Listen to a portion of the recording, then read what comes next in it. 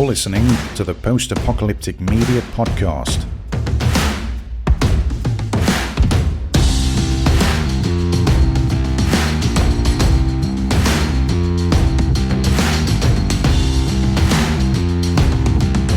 All right, hello and welcome everybody to the Post-Apocalyptic Media Podcast.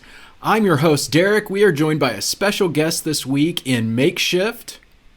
Hey guys, how's it going? And we have two old hats here with us. What'd you call me?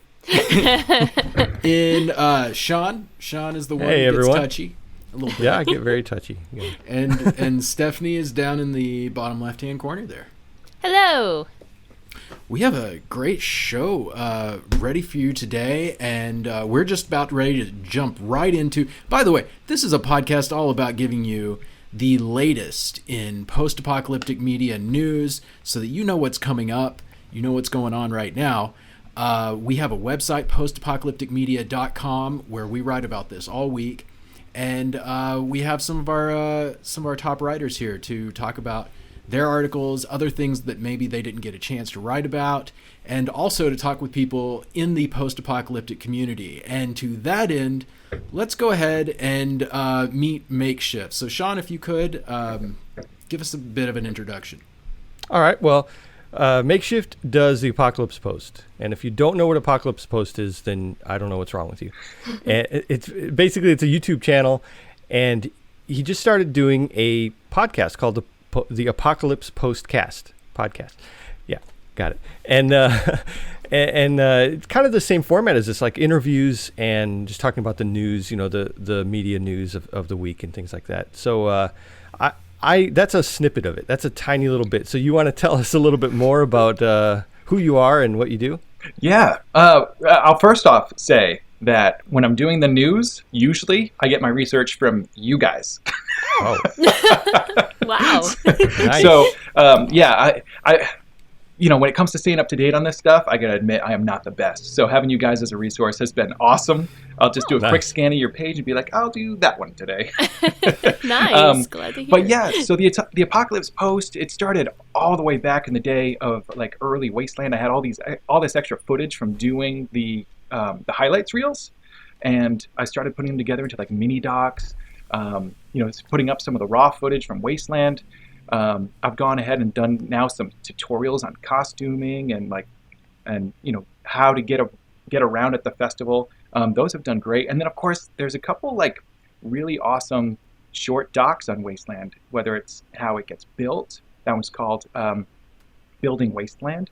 And then of course there's the Survivor's Cut, which is I think it's about 14-minute documentary about Wasteland Weekend 2018. So it's a good way to like dive in and see the whole thing as it really is.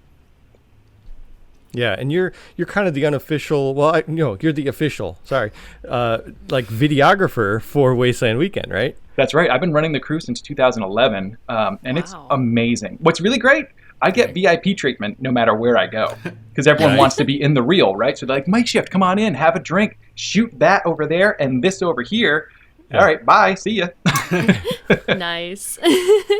Yeah, it's a lot of fun. And I got to admit, like, just being a part of that community, any way that you can volunteer or find a reason just to go out around and meet people, whether it's through having a job on site or even just making your way around doing like tribe missions and stuff. It's such a great way to meet and interact with the community.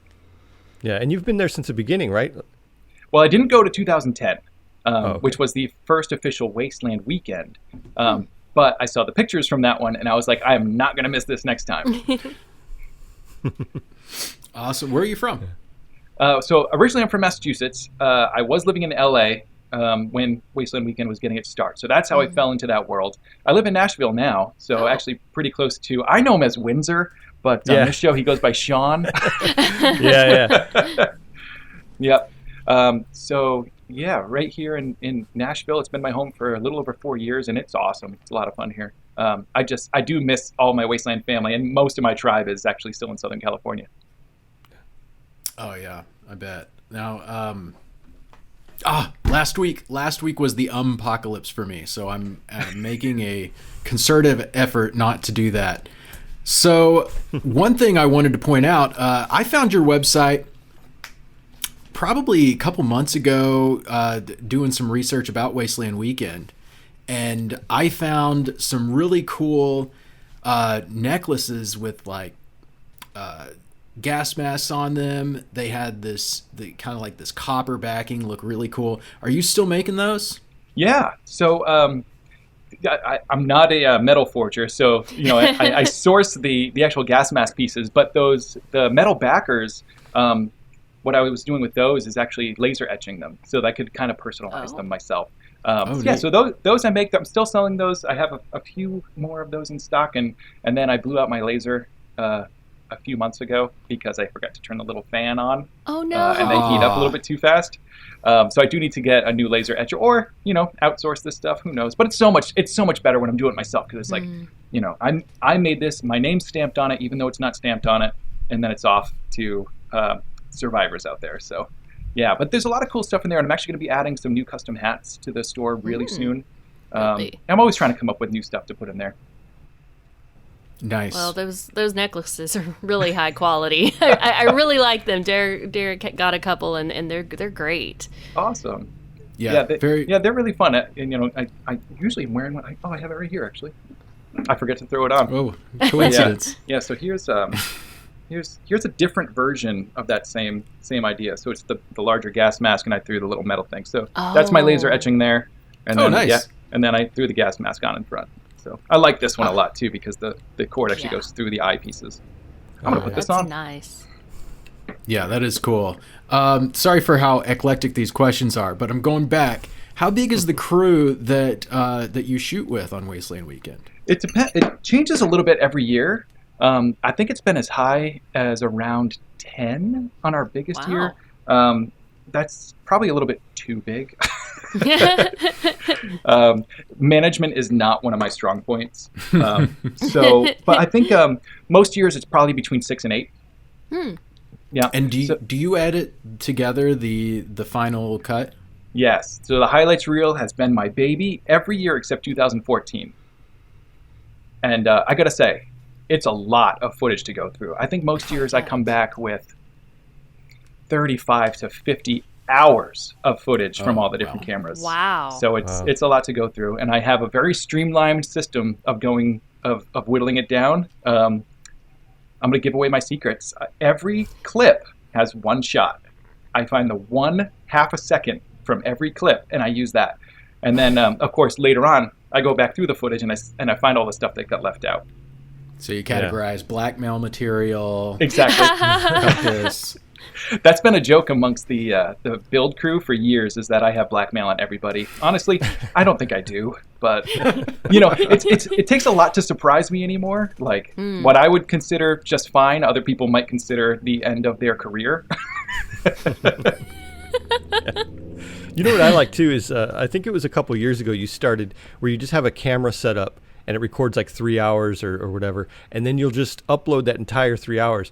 And I love that because it's just the corner of a really busy area, and you're watching for yourself. You're like, there I am, And I think everybody's doing that. It's great. Yeah. Oh, it's so fun. And I think the best comment that came out of those, like just raw background video, right? People put it on while they're like working on their costumes or while they're working in the shop. The best comment I got was that's where you see real Wasteland, because when we're cutting the reel, that's the commercial for the next year's event. So it's all super active, all the top costumes, all the best cars, all the best tribe camps. And I can't even say it's the best because we do not get to shoot everything. Like there's no way it couldn't be done. So there's a lot of stuff that gets missed. But the point is, out of the footage we get, we're whittling it down to what makes Wasteland look the most badass, the most sexy, the most explosive, right? But when we're putting these videos up that are just 3 hours just watching, that's when you get to see a little bit more of like, not, I don't want to say like first timers, but the simpler costumes. Like I don't wear an elaborate costume at Wasteland. I couldn't do it. I'm working the whole time. And so I'm generally in this. Seems like a good Wasteland Weekend costume. Yeah, it's not bad. And then, if it gets really hot, it's literally, I'm in like a half decorated t-shirt, because there's a little bit of practicality that comes into play. And and costumes are something that you work on year after year, slowly improving. Windsor knows this, Sean. Yeah. And I think one of the best things was those videos make Wasteland more accessible to more people, because we're seeing different body types. You're seeing simpler costumes. You're seeing some of the cars that people are super proud of, but they're just getting started on them, right? Like they're not the stuff that makes it into the magazine yet. They will be, but they're not yet. Anyway, I'm super proud of that, because I know a lot of people get intimidated by the amount of work, the amount of quality that goes into a lot of the art that gets seen in the highlights reel, and this just brings it back down to earth and lets people know, yes, you can come, and yes, you can bring your old clothes, tear them up, and hit them with some spray paint and fit in with the rest of us. Yeah. So where do I find that stream when Wasteland Weekend is on? It's not streaming live. Wasteland doesn't do any live streams. Gotcha. Yeah. So what's going to happen is it's been a favorite, so I'm going to do it again this year. But usually a couple weeks after Wasteland, I end up posting it up to the Apocalypse post. The Apocalypse post on YouTube. Yep. That's right. All right. And I can definitely see how what you were saying is a good idea. Like, if I was considering attending and didn't know anything about it and was just watching all the really great people with their really great costumes, I mean, I could see where I might feel a little intimidated and be like, well, I can't measure up to that. So I definitely see where that, stream of hours can really make it feel more accessible.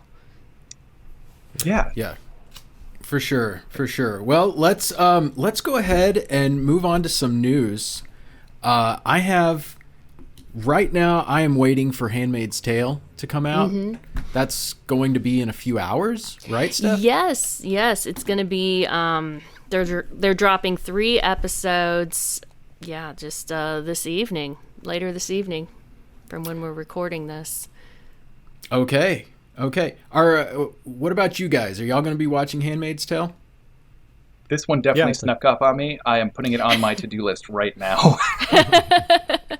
What a great show. Yeah. And I mean, it's like The Road depressing. Yeah. Yeah. Because the whole time you're just going, come on. Like, what was it, season 2 when she got away for a little bit? And you were oh like, my gosh, this is amazing. Like, she's out, she's free, like she's just being herself, and then, of course, gets tossed back in. And then right back. Yeah. Mm-hmm. Oh, that was heartbreaking. I don't know if that was the one where she chose to go back, but that one especially was just so frustrating. I mean, you have 2 kids, and there we go. That's the second one. And one of them is free and needs their mother. So it's a hard decision. I understand, like, the emotional decision to go back, but come on. Like, what are the odds that she's going to survive a second trip through?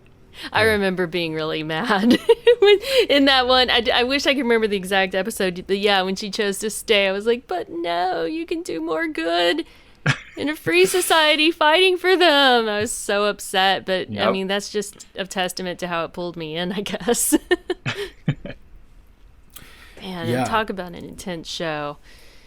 And we're coming back right after they rescued all those kids. That was how they ended last season. So, I mean, this is like, things are majorly shifting, and it's just going to be interesting to see how that all plays out. Yeah, and we found out kind of halfway through that it wasn't just an apocalypse of maternity. It wasn't even just a civil war, but it was like a nuclear civil war, correct? Just trying to place this in my mind. Is this all children of men? We got nuclear war going on. We got a lot of elements. Yeah. It's a morass of different things. Of course, we don't have any indication, I guess, that Europe or Asia had any sort of major large-scale nuclear conflict. All we know is that America did. And now there's like a small America for refugees in Canada. But is America the only one producing children right now, or is it just a low rate of birth around the world? I don't know. Yeah. That's a good question, and a little fuzzy on the details, but yeah, I feel like it's a low rate of birth, but yeah, for some reason their techniques are like, which doesn't even make sense, but their techniques are working better. The old I don't know, Handmaid but technique. The very disturbing. Very disturbing, but I don't even know, like, yeah, it's some of those details I'm gonna have to go back and look up, because it's been a while, right, since the last season too. Like, Yeah, it's been a long time. 2019 maybe. Yeah, I think so. So Really, that long? Good Lord. That's Yeah. an eternity in today's TV. Yeah. Although it It seems like really with is. pandemic, it's just kind of normal at this point, right? that's a Yeah, good everything was point. put on hold. It's Yeah. true. Good point. Okay, so that is on Hulu. If anybody's wondering, Yes. Hulu is the place you get Handmaid's Tale. That's tonight. Tonight. Yes, technically they list the premiere date as being April 28th, which is tomorrow, but in the majority of the time zones, it's actually premiering tonight. Oh, wild. Yeah. Okay. Also, Stephanie just brought this to my attention, and I watched a few minutes on YouTube. I'm wondering, have any of y'all watched a Black Lady sketch show? That's what it's called? That's the Yeah. name of the show. It's I was like, Derek, you're getting a HBO. little saucy here. Yeah. Well, Black Lady I've sketch watched some show. of those. No. But no, yeah, it's an HBO show, and it is apparently set in a post-apocalypse. So that's not like the central, I guess, joke of each sketch, but it's just like this known, accepted fact of the background world. From what I've been reading, I watched a sketch or two, and it was really funny. So I'm gonna dive into that. And stay tuned on this podcast if you want an update on that. Unless I really hate it and I don't want to come out and publicly say that, I'm going to give you a review on this. So Yeah, I mean, I saw some of the clips too. It looks funny, and they just started season 2 a few days ago. So yeah, it looks like it's going to be good. yeah, that's on HBO, and it's also on other places. So if you're not in America, but if you're in America, it looks like HBO is the place to go. Mm-hmm. All right, moving on. We got Berserkers, which comes out April 27th. Is that today? That's today. Yep. All right. Oh, okay. Berserkers. This hadn't been on my radar at all until, I was doing research for this podcast. But it is it looks, I watched the preview. You can watch the trailer online right now. And it is very gory, and it is a zombie show, a zombie movie that has a lot of gore and it maybe some humor. That's from the comments. So if you're into like more horror, gory zombie stuff, it looks like it's really like it's gory in the sense that like it's really bloody and gross looking, but it doesn't seem to cross that line into absurdity where you're like, oh, come on, nobody bleeds that much. It looks more realistic, which I think, if I really liked it, the horror genre, then that would probably be my forte. Derek, how are you spelling Berserkers? Because it's not popping up for me. Yeah, I had the same problem. I had a problem Interesting. finding it on a Google search. So, apparently there was like a trailer that came out 6 years. I think it's Berserkers. That's how I have it written down. But my spelling is notoriously bad. Huh. That's probably why I haven't heard about it before, because it just doesn't exist. Yep. So where is it popping up? Let me pull that up because I had the same problem. That's so funny. Every time I'm on your website, I'm like, how does this stuff get by me? But you guys just dig up everything. It says it will be this website says it'll be available on DVD and digital. Of course, that narrows it down, right? They have an official trailer. Yeah, the trailer you was already put talked out about by Wild Eye Releasing, and maybe that'll get you closer to the thing. I found this article on movieweb.com/berserkers-trailer, and so it's on YouTube, the trailer, but it has the worst SEO of anything that I've ever tried to research. All right, I did find it. Mine. I did a quick search for Berserker's zombie movie, and it came up on Dread Central, and it does say Oh. it's out now. But it doesn't say where. It just says VOD. Weird. Isn't that funny? Yeah. I mean, just looking at the cover of this, and I'll try to describe it if you're not watching in video. The zombies kind of look like old school, like 70s zombies. So that's really enticing right away. Yeah. It looks like grindhouse horror, which is super exciting for me. Yeah. Yeah, that's absolutely accurate. That's exactly the feel I got for it watching the trailer. Very much Grindhouse, exactly. So, all right, moving on to more stuff. I just wanted to point out we have a writer, Tina, who is doing a series on post-apocalyptic fights between vehicles. Oh, So, yeah, it's a good one. It's a tournament style setup, and she's on the third matchup this week with Snowpiercer versus Judge Dredd's Lawmaker. I mean, nothing can beat Snowpiercer. I just Sean gonna already take it. has his vote. yeah, that's my vote. For Yeah. taking it all. So well, I wouldn't be so sure about that, Sean.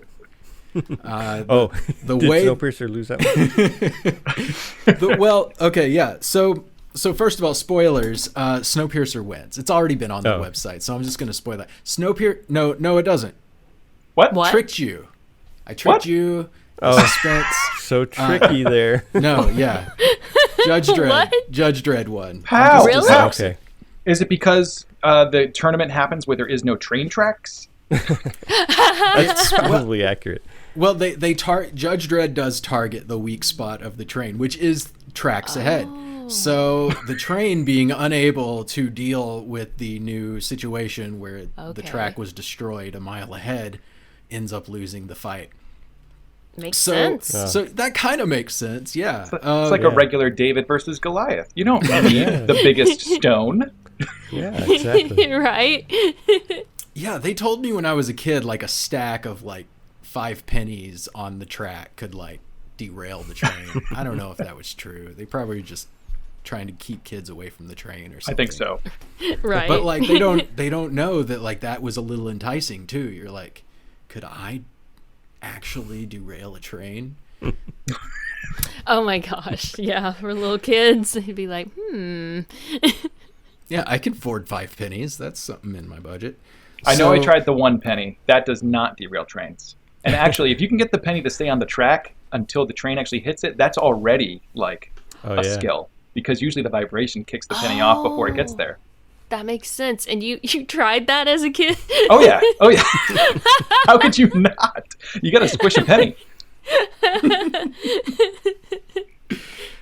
All right. So yeah, Judge Dredd, Lawmaster, he goes ahead. He sabotages the tracks. I think that's valid. The train Yeah. just can't adjust. You need battlefield adjustments to what your opponent's doing, and it wasn't able to do it. Of course, Makes then sense. once the train derails, all the people would get out and kill Judge Dredd. I think, in just by sheer numbers. So maybe the vehicle fight isn't the end of the fight, I guess is what I should say. So many But- technicalities. Yeah, there's a lot to consider here. But yeah, if you disagree with Tina's conclusions, get on there, send an angry comment her way. Poor Tina. Let her know. I'm sure she'd love to hear it. All right, so here's another thing that just happened. U.S. Strategic Command sent out a tweet, and it really scared some people. Yeah. So I'll read you the tweet. I have it pulled up just so that people can hear it. So, okay, so they at 10 o'clock on like April 19th night, I don't know what day that was. At 10 o'clock, they tweet posture statement preview. The spectrum of conflict today is neither linear nor predictable. We must account for the possibility of conflict leading to conditions which could very rapidly drive an adversary to consider nuclear use as their least bad option. That's it. That's the tweet. Least bad option? I can see why this would scare people, but it also seems like that's kind of the always when it comes to defense. Like, we got to be ready for anything is basically what that reads to me. I completely People agree. just skimmed it and they saw nuclear and they're like, "Whoa, what?" Yeah. Tweet about nuclear, no. Yeah. Newsweek wrote this big kind of fear-mongering article all about, Strategic Command said the word nuclear. You can't say nuclear on a Strategic Command. So, yeah, I thought that was way overreacting. Bottom line is, of course we have to account for people turning to nuclear weapons. Are you kidding me? Yeah. And, mutual assured destruction is something we've been familiar with for a long time. And was a huge part of the Cold War. So I don't really understand why they're freaking out. I think maybe it is one of those, we don't have anything else to write about or to fearmonger about, and so we're going to go to that. But I just wanted people to be aware we're not any closer to nuclear war because of that. We are closer to nuclear war because of a lot of other stuff, but not that tweet. But So don't get too comfortable. Exactly. Hey, is Quiet Place out yet? No. Quiet Place 2, no. Okay. All right.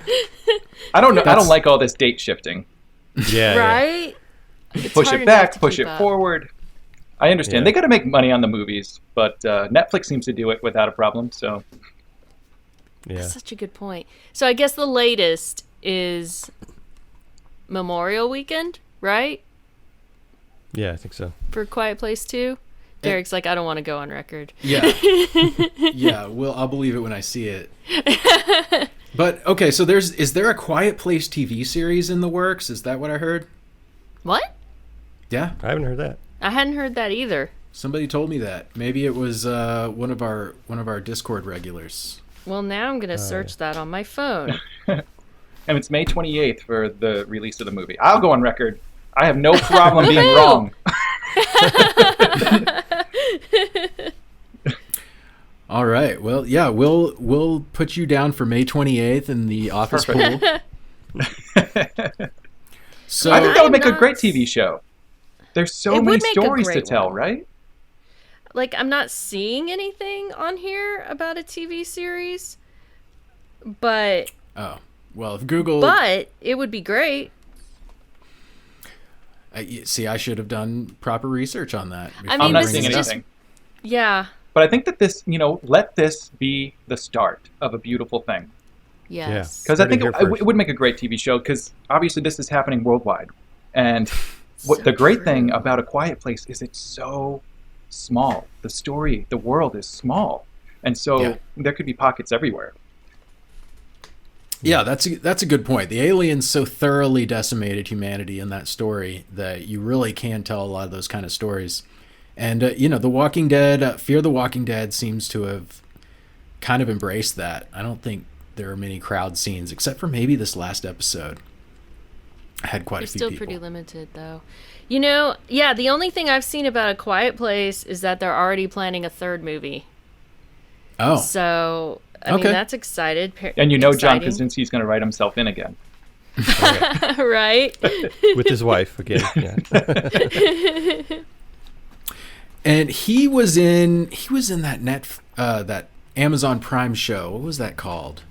Oh, the Jack Ryan one? Jack Ryan. Yeah. I'm still waiting on that next season. What a fantastic show. Yeah. He also did this series around the beginning of the pandemic on YouTube called Good News. Yeah. And it was fun. He was basically, I don't think he's still doing it, but don't quote me on that. Oh no, he's not, because I believe that like CBS bought the rights to it and they wanted to put it on CBS All Access or Paramount or streaming or something. So I don't know what happened with that, but that was kind of fun. He was just, because people were feeling so down during lockdown, and he was just sharing good news, good stories to uplift people, and it was a neat idea. Yeah, they did come back and do that holiday special. Dwayne Johnson came on for Christmas. But since then, there's been nothing on that YouTube channel. They got 2.5 million subscribers, and it's just sitting dead. Wow. It's Yeah. got to be because CBS bought the rights to it, right? Yeah, I think John knew what he was doing. He was like, now's the time to cash out on this one. Yeah. Right? Yeah, pretty smart move. Use that money to make more Quiet Place. Yes. All right. I'd like to take this opportunity to remind everybody that we have a Discord channel, and that is split up into like 36 rooms now where people can discuss very specific topics in the about post-apocalypse. We have a survival room. We have a Snowpiercer room. All sorts of things. Whatever you're into, costuming, events, PC games, console games, we've got a room for it so that you can immediately go in. For instance, if you went to our PC game room right now, you would see very recent price alerts that some of our members have put together when they're just scrolling by, they're looking at Steam stuff, and they see, oh my gosh, Days Gone is for half price right now. Put it in that chat. So you are missing out. If you're a PC game player and you're spending money on this stuff, be in our PC game room. You'll see a lot of, and plus you can get in there, you can talk about games. We have people discussing games they've played all the time. And so I just want to invite everybody to get in our Discord. We have our website, and we have a YouTube channel as well. It's not nearly as big as Apocalypse Post, but we're growing. We're big. Undeservingly, you guys put out some awesome stuff, and yeah, Thank you. I'm going to remind people about it on my channel next chance I get, because it's an awesome place. You guys are like, you're showing the world every episode, everything that's going on. It's so cool. Well, thank you. Appreciate And that. so speaking, you mentioned PC games. Can I do a news thing? Please. Yeah. Awesome. Yes. This game trailer came up on my feed the other day. I shared it on my Facebook page, but I haven't really done anything with on the channel yet. But the game is called The Day Before, and it is like a third-person, open-world, post-pandemic, post-apocalypse game. And the gameplay just looks so fun. It's got all that role-playing action of like Fallout. It's a third-person-ish shooter. I don't know if it has a first-person mode, but the world looks amazing. It looks almost relaxed, kind of like Fallout when you're between civilizations. It's just kind of peaceful, and you're just out in nature. And then boom, like these zombie people come running at you. I don't know what the disease is, but there's definitely some infected people. There's like, the army's out there trying to take you out for whatever reason. It just looks beautiful. I can't wait. They don't have a date on it yet, though. Yes. Does look fun. That game looks amazing. It looks exactly like the kind of game that I like to play. So I'm definitely going to be playing it. Probably a lot. Probably too much. I try to stay away from MMOs because I know how much I love them. And it's like me and donuts. Like I know I love you, but I have to stay away from you for my own good. And it looks like it has the same feel as like Metro, where it's like it's dark and it's gloomy and it's wet and it's cold, but I love the idea of it being an open world. That makes it like if Metro is an open world, I would love it that much more. But with Metro, it's always like you're just going down one corridor, right? And you can't really. There's no diversions. But did you play the most recent Metro? No, I think. What was the last one? 2033, maybe. Does that make sense? I could just be saying completely the wrong thing. Yeah, I think so. Yeah. Okay. Yeah, I have not played the newest one. Oh yeah, I'm sorry. Last Light is the last one I played. Okay, cool. Yeah, I think it was a little more open world. It's certainly not open world, but it did allow for more freedom. I watched gameplay, but I've actually never played any of the Metro series. So, but it looked beautiful, and it's also, I don't know if it still is, but it was available on Game Pass, Xbox Game Pass for free. Yeah. Nice. Free-ish. So check that out. If you want to check out the Metro series, get Game Pass. It's $10. It's basically a demo, $10 demo if you just want to pay for 1 month and check it out. But that whole series comes highly recommended. I know a lot of people love it, pretty much just as much as Fallout in a lot of ways. So check that out if you're interested in PC games. And Day Before, we're going to be on top of that because it looks outstanding. It may be like the next Fallout 4 kind of level of fun game in my It life. looks good. Yeah, as long as it's not the next Fallout 76, we'll be good. Did you see? I think they just released like a new Vegas patch. I think it's fan created, right? Yeah, it is. It's called I forgot what it's called. New Frontier or something like that. Yeah. I heard that didn't do so well. I mean, it was highly anticipated, but I think they had a lot of bugs in it, and people were saying it was unplayable. Huh. That's unfortunate. I'm sure that Fallout developers are just laughing because of. They're like, see how hard it is? It's hard.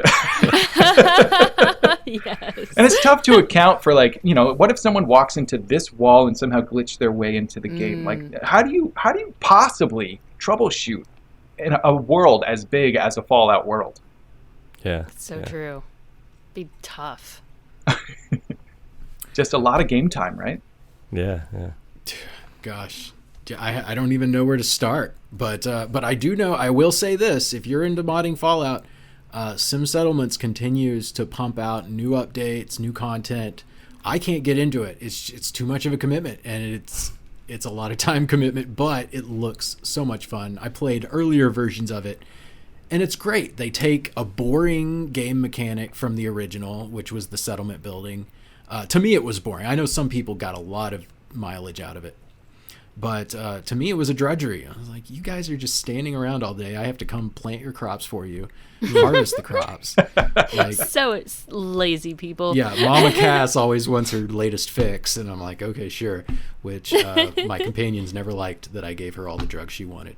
But it's her choice in my city. She's an to make adult. that choice. Exactly. So, and she was go. she was giving me good data, so she had something going on.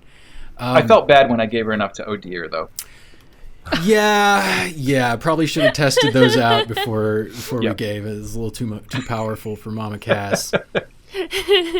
But you're raiding raiders all day. You don't know, how they're mixing there. Yeah. And you know what? She goes out doing what she loved. Living life to its fullest veins.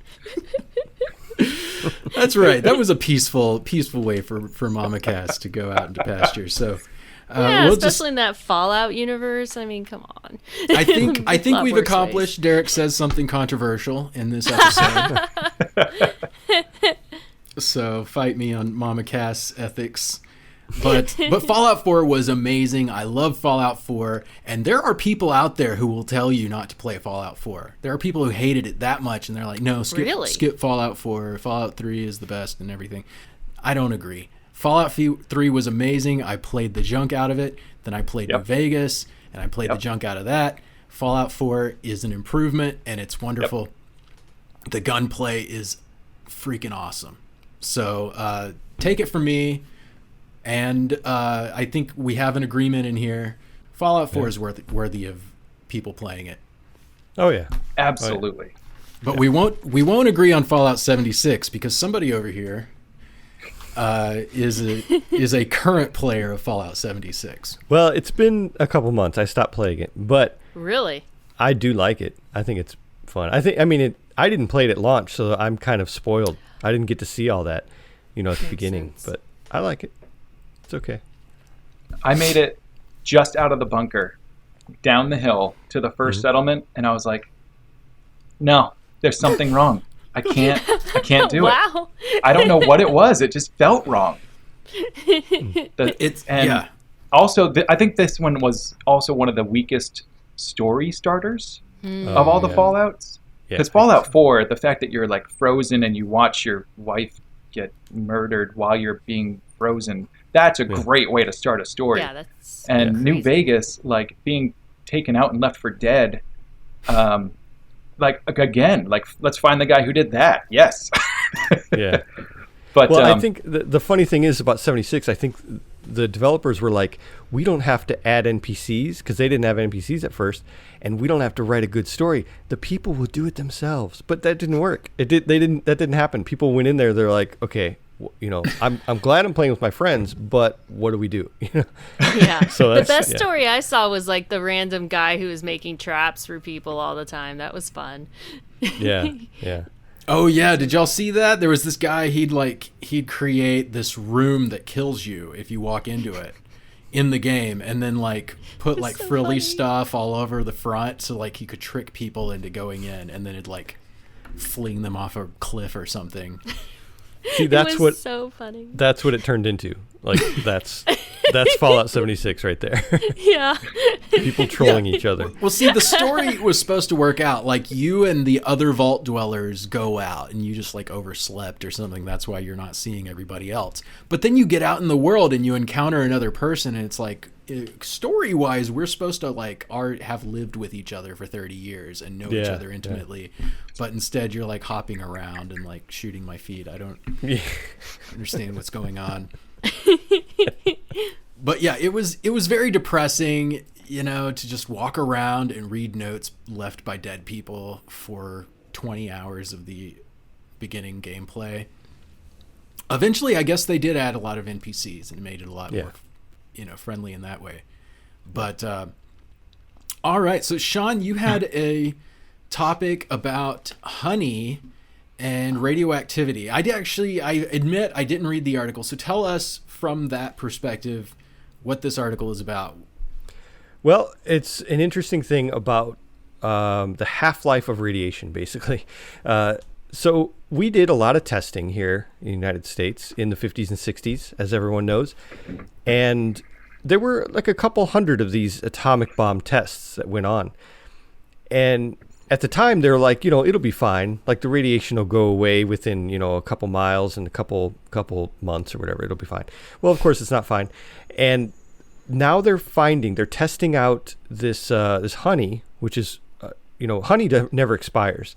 So it's kind of an interesting way to test this. But they found some honey from the East Coast, North Carolina, that had pretty high radiation still.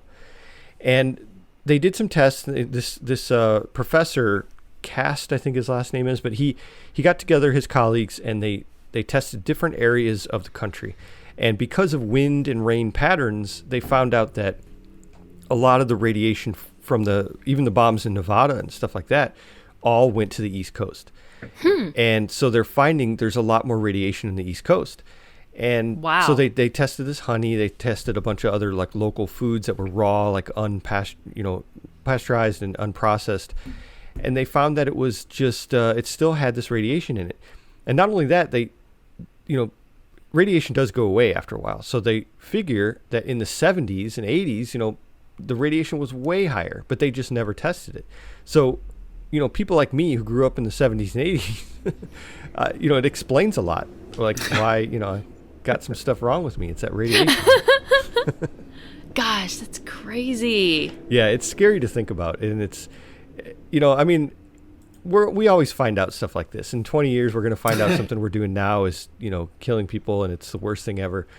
Yeah. So like leaded gasoline, you know, is just one example. Just things that are just all over society, and then later, oh, that wasn't such a great idea. yeah. What's the matter with leaded gasoline? I mean, so it was much. leaded. Yeah, it used to be. There was Yeah. lead in the fuel, so when you burned it, it put lead in the atmosphere. And of course, lead is very bad for brain matter. Yep. Yeah, okay, so yeah, it got in the air, got in your nose, lungs, in And then your everyone body, ended up with lead poisoning. and lead poisoning. And didn't they find out that when lead was in the water, I seem to remember reading about how if the level of lead in water in a city would directly correlate to crime in the city. Like somehow it made people more likely to commit crimes.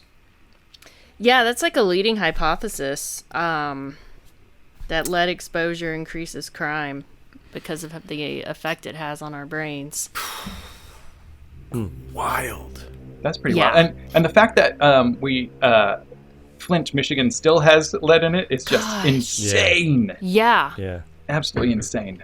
Yeah. Like that's if we can do any one thing as a country, as a first world, highly developed country, it should be clean water for everyone. Period. Right? Yeah. Can we get that right? And then we can Yeah. work on these other things. Yeah, exactly. I don't understand why that's not, you know, Flint, Michigan isn't just the emergency priority for the U.S. We are going to fix this ASAP. Yeah.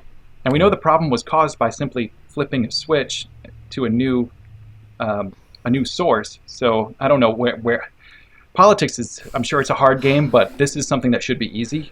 Exactly. I agree. It should be. Anyway, sorry to bring politics in, guys. No, that's common sense politics right there. Yeah, totally. You're absolutely right. I mean, we hold ourselves up as being like sometimes like the most technologically advanced, the most advanced economy, all this stuff. And then we can't even do something that people hundreds of years ago got right. You know, the Romans had aqueducts and were able to pour in water from outside. Why can't we do that? And especially something as high profile as Flint, where we've known that's a problem for so long. And it's not like, oh, it's just not in the budget, because we have deficits every single year and we're printing up trillions of dollars. Yep. One out of every $4 in circulation was printed in the last 2 years. So we are introducing massive amounts of wealth to the economy, and it's not that expensive to fix Flint. It's just the lack of political will. So we stand with you. If you are suffering in Flint, I really suggest filtering your own water if you are in Flint. But in any case, we should be able to have public water that doesn't have lead in it. And even in a post-nuclear apocalypse, Max knew not to accept water from the guy outside Bartertown. Yeah, that's true. That's a great point. As desperate as he would have been for a sip right then, he knows. Smart. Drink good water. If you just follow Mad Max and learn your apocalypse criteria from him, you'll be fine. Yeah. We need to get like Berkey filters to sponsor this podcast or something. Now you're talking. Yeah. Hey. Oh, a great idea. Speaking of which, on my podcast, I started doing this really cool thing, which was to have Wastelanders make commercials.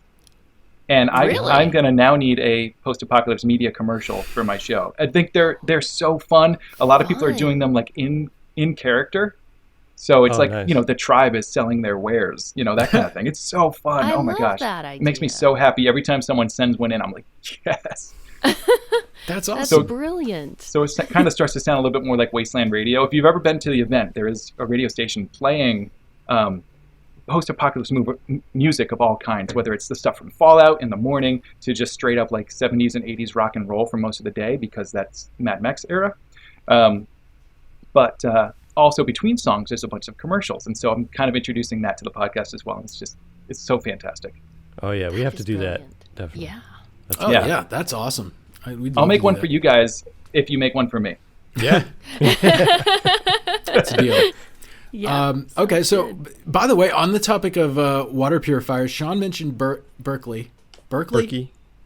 Yeah. Okay, Berkey. I've seen a lot of Berkeys, and they're like these metal, like all metal cylinders. One. Yeah. Stephanie and I, we have an AquaTrue, and that does reverse osmosis.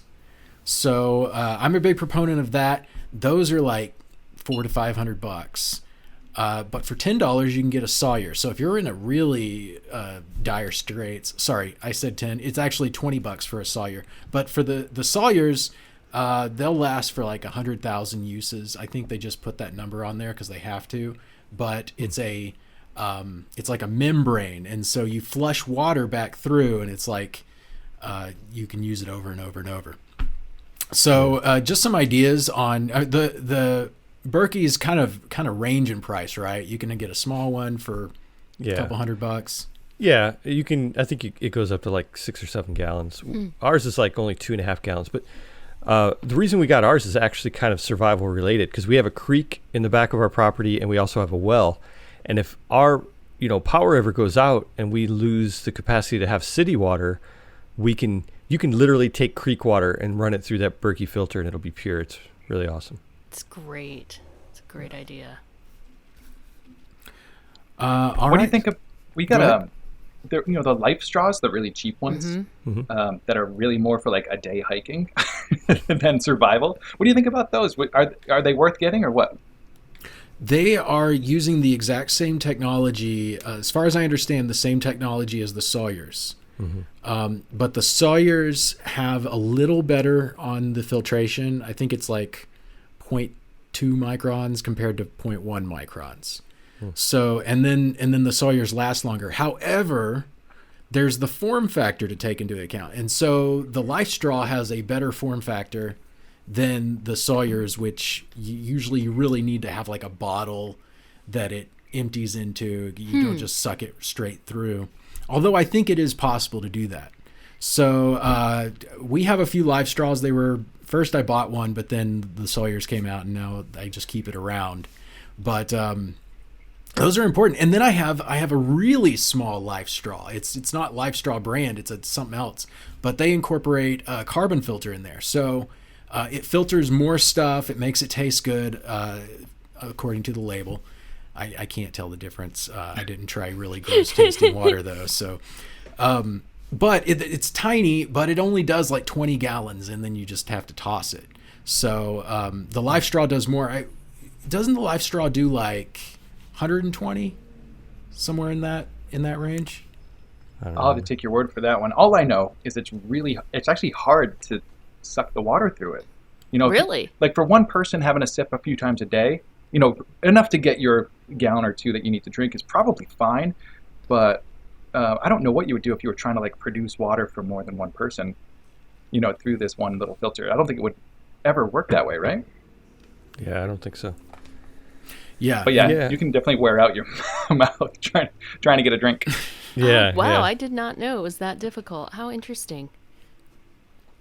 Yeah, but it's nice to have those cheaper filters that whether it be Life Straw or Sawyer or off-brand. Like this membrane technology seems pretty new, but I've seen some charities that like they send the Life Straws to people in undeveloped areas that don't have access to better filtration, and that sounds great.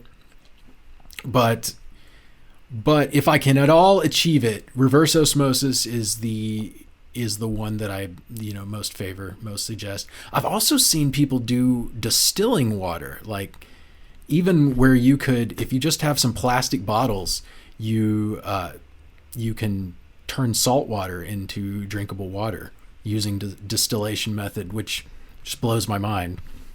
Oh, how interesting. Be But- great if you live near the ocean or something. But doing so with any quantity, becomes a lot more difficult. Yeah. Steph, you had a topic to discuss, right? Yeah, kind of. I don't know if I stepped on it already. No, you did not. Well, the only one I had really, aside from Handmaid's Tale, was just talking about the COVID situation in India. That was the only thing I'd mentioned. Just keep India in your thoughts. I mean, I ran into this article today that someone wrote on Stat News that was just published. And basically it's someone living in India, and they're saying if there is an apocalypse, this has to be one. And they're just talking about how dire it is there right now, and just the vaccination rates are have been too low to keep up because they just exploded in cases, and the hospitals are really packed, and they're low on oxygen, and some countries are finally banding together and starting to send oxygen and ventilators to them to help. And that is a recent development just over the last couple days. But it was just like, there's just these stories in this one article where they talk about how people are just like getting on websites and trying to barter or bid for oxygen, even just oxygen cylinders, and it's just like that bad right now. So it's just, like here in the United States, we're coming out of it. We've got these high vaccination rates, and things are looking really so much better here. Our numbers are down, hospitalizations are down, deaths are down, everything is great. It's really improving, but there are some other countries that are still really suffering, and India is one of them, and it just makes me sad to think about it, and I really hope that they're able to pull out of that. That's my downer update for today. Yeah, thanks, Steph. Thanks for Yeah, freeing you're us all. welcome, everyone. Steph, do you always handle the negative news? Yes. Part of my job outside of what I do with Post-Apoc is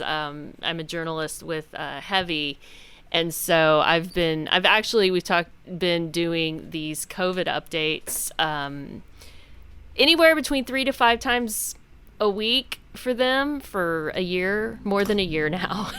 So I'm pretty much just like, yeah, negative news stuff has been my focus for a while.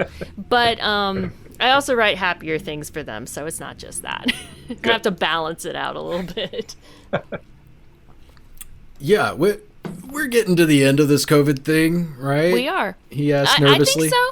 I mean, like I said, in the U.S., our numbers are down, our hospitalizations are down, our deaths are down, our vaccinations are up. I mean, yeah, things are looking better in a lot of countries. So, I hate to, be too predictive on things because someone could come back later and be like, you were wrong. You didn't predict this variant or whatever. But really it is looking up, And it's been the first time in a long time that we've really been able to say that. So, it makes me nervous saying it because it's been so down for like a year, but things are looking up here. All right. Do we have anybody watching our Twitch chat right now? Anybody on the show? I actually don't have it running because I would need my iPad to do it, and my iPad is over there. I assumed you had it running, Sean. Well, I know. I thought about it 1 minute in. I'm like, I got to grab my... Because if I turn it on my browser, you'll hear it like double up the audio. Well, let me check on my phone to see. So sorry to everyone watching. Yeah, I pulled it up guess on we my can't. phone, and it didn't show historical comments. Oh, you're right. So we just... Okay, but we had Val in there, right? Val's in there, so she... I think she would have alerted us. Okay. All right. Yeah. Just wanted to make sure everybody got a chance. If somebody was commenting, I just wanted. Val to just let said everybody... hi. Hi, Val. I see you. Hi, Val. This week's going to be especially hard to edit, and also because I forgot to turn on my. Anyways, Val and I will talk about that afterwards. But I want everybody to know, Intriguing. if you want to interact with our podcast, you just get on Twitch at 4 p.m. Central Standard Time on Tuesdays.